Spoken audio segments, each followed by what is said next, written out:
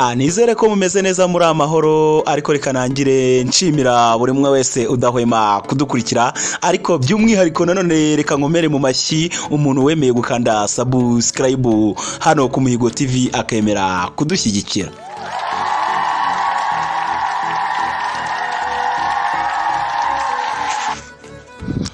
Reka nongere nguhe ikaze wowe udahwema kudukurikirana hano ku Muhigo TV umunsi ku wundi. Ndagushimiye nawe urimo uratureba utarakanda subscribe, igihe n'iki ngube wayikanda. Reka nshimira abantu mwese mudahwema kudukurikira, abari hanze y'u Rwanda, abari mu gihugu cya Canada, ndabashimiye mudahwema kutwereka ko mudukurikirana umunsi ku wundi, ndabashimiye. Nge nitwa Umwami Samuel nkuko umaze kubimenyera hano ku Muhigo TV. Rero nge buriya iyo menya akantu gashyashya keza kagira umuntu akamaro, mba numva buri muntu wese unkurikira hano nakamusangiza. Uyu munsi nkuzani application idasanzwe. Wenda ushobora kuba waragiye ubona ama application agiye atandukanye avuga ku bintu bya internet y'ubuntu, ariko iyo ngiye kukubwira yo irizewe, irakora neza 100%, kuko ni application nakoreshejeho nanjye narayikoresheje irakora. Nge ikintu ngiye kukwisabira, nushyiramo ya application muri telefone yawe bigakunda nkuko mbikubwiye ukabona birakunze, umwandire subscribe, usharing iyi video man, nanjye kuko ndaba nkukoreye akantu kaguhindurira ubuzima, kuko ikintu bita megabyte uraba uruhutswe kuzigura. Rero icyo usabwa nukugendana nanjye. Ubundi cyambere usabwa nukuba ufitemo, anabonye iyi application ikorana na sim card cyane cyane ya MTN, kuko Tigo nabonye bidakunda. Ku muntu ufite Tigo ntago byakunda. Cyambere nuko uba ufite sim card ya MTN kandi bigakunda muri smartphone.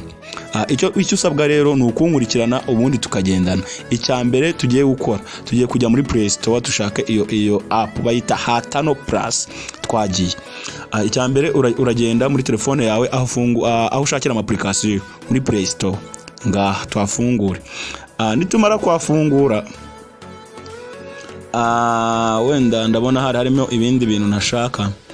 Ubundi umaze kwafungura haba hameze gutya. Rero urazamuka hano hejuru, urabona hari handitse search, hari akazeru kamaneho akarongo, hari abantu bigora wenda hari n'umuntu butaza aho basacingira, ukemeza hari hejuru. Imaze kwemezamo wandikamo ya application nakubwiye, ni hana tano, usiga mu mwanya tano n'ubundi nibisa. Kenshi rero ni uri kuyandika bahita bayikwereka, dore ngiye hano barayitweretse hasi, ushobora kuyandikamo cyangwa se ukabyandikamo. Reka tuyandike tuyarangize. Hatano tano kuntu byandikwa ni ta na u na na ebyiri na e na ra ndende, ugasigamo umwanya nanone plus urandika pa na ra ndende na u na sa, nurangiza ukore searching. Noneho iyo umaze gukora search, iri application nimwe ibaho. Ubwo niba kuzana ama application menshi uramenya ko ushobora kuba waje kwandika nabi. Niba takwereka application iri mu ibara ry'umuhondo, muri iryo bara ry'umuhondo harimo inyuguti ya nkuko mubibona na a, nabwo arabariyo. Twagiye ikintu urahita ukora ugeze aha ngaha, urahita uyestara. Urakora install, uyestare muri telefone yawe kugira ngo imanze ijye muri telefone. Ariko nkwibutsa wowe utarakanda subscribe ko wayikanda ku gihe hari iki ngiki, kuko aka kantu nigakunda man, unyibuke muri channel uri bushakishe bwa mbere ukoresha internet y'ubuntu, usacinga Muhigo TV, umwandire subscribe, ndagusabye. Kadutegereze, ndabona ikirimo ishaka kujyamo. Iyi ni application nziza, kuko nanjye nagiye mbona ama application menshi agenda avuga ku bintu bya internet y'ubuntu, ariko nibyakunda. Ariko iyi ngi sinzi kuntu nagiye muri internet ndasacinga mba ndayibonye. Rero wowe icyo usabwa ni ugukunegereza, no kuba dutegereje tukareba ko application yacu ijyamo. Nkuko mubibona nyine application yacu irimo iragenda, irimo downloadinga. Nkuko ubibona igeze kuri 30. Reka tube dutegereje application yacu irangire. Uko murimo murabibona,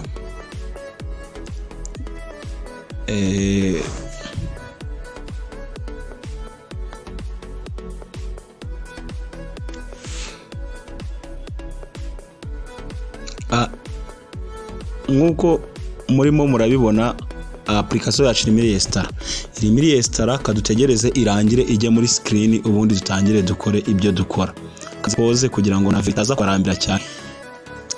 Munyihanganira nakanze pause kugira ngo imanze irangire kuba downloaded, ariko nkuko ubibona yamaze kuba downloaded. Icyo dusabwa no kujya muri telefone yacu, kujya muri telefone yacu muri application bisanzwe tukayireba niba yagezemo.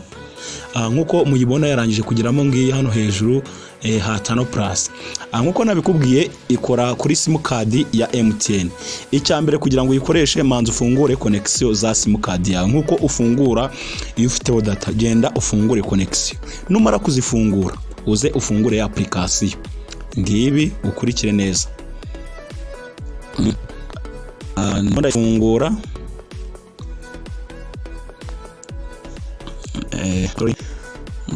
ifungura urabona iyo ukifungura ubundi barakwega ngo join us Telegram. Ahangaha ibingibi urabyihorera ugakanda kuri iri jambo ryanditse leta iri ryambere rata muraribona hano ku ruhande.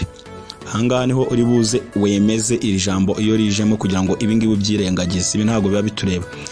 Ukaza wagera ahangaha ukakanda ahangaha handitse okay I understand ukabyemeza. Ugakomeza ukandika ahangaha handitse okay ukahemeza. Iyo umaze kugera ahangaha ngira ngo urimo urahabona aho tugiye kugira twigane na ahangaha neza cyane. Icyambere urabona ahangaha hari ahantu handitse ahantu hari akadege murahabona. Ahangaha hari akadege hejuru hari ahantu handitse connection mode. Ahangaha urahihorera, ahubwo uragenda ujye hano handitse ngo customer setup. Uraza ufungura ahangaha, hari hafunze turahafunguye. Ngira ngo murabibona, urabibona we n'umuntu utari kubibona ngira ngo murabibonye. Iyo hafunze abameze gutya, noneho uranugeramo urahafungura, hafungure hamere gutya. Nihamara kumera gutyo hafunguye, urabona hano hasi yaho hari ahantu hari akabara k'umukara gakoze nka mpande eshatu katagaragara. Uraza ugakirikemo, murabibonye. Kansubireho inyuma gatoya, ahantu hari akabara k'umukara uraza ugakirikemo. Ariko mbere ya byose uraba wamanje wafungura ahangaha hejuru nkuko twabibonye. Numara kuhakirikamo harahita hazamo amagambo menshi. Noneho urabona utu tuntu tumeze nk'indege. Urabara uhereye ku kambere 1 2 ujye ufungure akangaka ka gatatu. Uri buze wemeze kuri aka ngaka ka gatatu kanditse ngo customer hoster header. Wenda ku bantu ndi gufasha cyane ku bantu batumva ururimi rw'icyongereza cyangwa se byabagora. Uraza ufungure ubare kuri aka ka gatatu hereye kuri kambere ufungure aka gatatu ukemezeho. Iyo umaze kukemezaho ibi bibaye birangiye. Urabona noneho ahangaha hasi hano handitse ngo wa3.freesite.com. Ibi bya iyi wa3 urabisiba. Iyi free site irimo hagati hano urandika ngo wa3.freesite. Iyi free site rero uraza uyisibemo. Uraza uyisibemo wandikemo ijambo ni Nyampinga. Oya ariko byose reka wenda tubisibire rimwe kugira ngo ataza kugira uwo bibera. Hari ibyari birimo tugiye kubisiba. Turandikamo wa3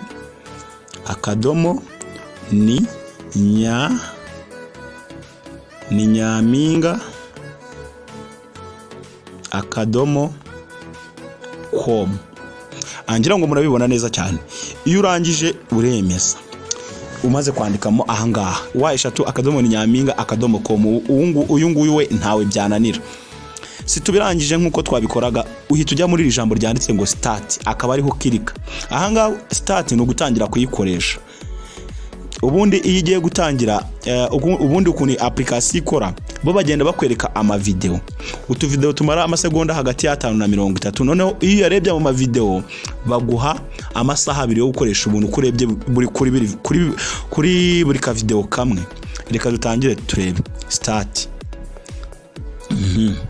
Yes, nukanda start harazamo ijambo rya connection request. Uraza wemeza ahangaha kuri okay. Imeza kuri okay. Ubirafu itangiye gufunguka. Ngira ngo murimo murabikurikirana neza.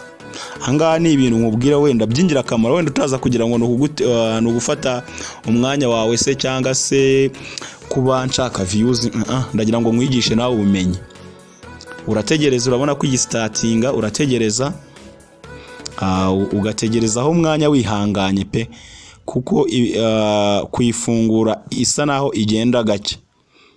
Iyo urimo uyifungura ugategereza igastartinga, buriya nimara gustartinga, iyo itangiye kuyikoresha baguha iminota 30 y'ubuntu yo gukoresha. Ndabona iri kugenda yanga, bari kutwandikira connection time out, ariko niko bigenda ari ikunda kugenda yanga, bijya bibaho. Turongera starting. Yes, urabona haisazamo aka kajambo renew access yanditse ngo watch access perform this step yukunda interrupt from admin. Hano ari kukubwira ngo bahazamira ijambo ryo kugira ngo ureba ama video yacu kugira ngo baguhe internet y'ubuntu cyangwa se y'ubuntu. Nutareba video yabo na internet baguha. None ubu ngubu tugiye kwandika kwemeza nga handitse ngo watch video free, tugiye kuyavuga. Urabona niyo tugiye kwemeza yemeje video irawinga. Yes, uri bugire ikibazo aze kumanuka muri comment niyo tumusubiza nk'abashape. Hano barakwereka, hano bagiye guduha video kubirimo bize video y'amasegonda 5. Hano icyo nakwibutsa bashobora badesa kugira ngo you access has been renewed, uba masaha biduha.